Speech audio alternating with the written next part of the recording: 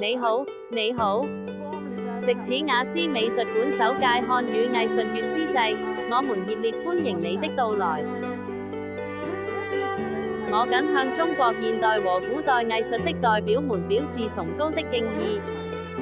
伊斯特曼戈迪亞斯 István Gódivest 畫家和詩人，匈牙利議會前議員，也是1956年匈牙利革命的少數幸存者之一。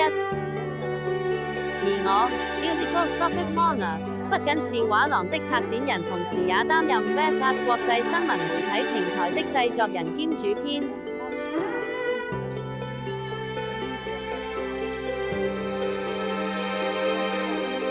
我們作為匈牙利雅思美術館的代表，堅信藝術可以充當不同文化之間的橋樑。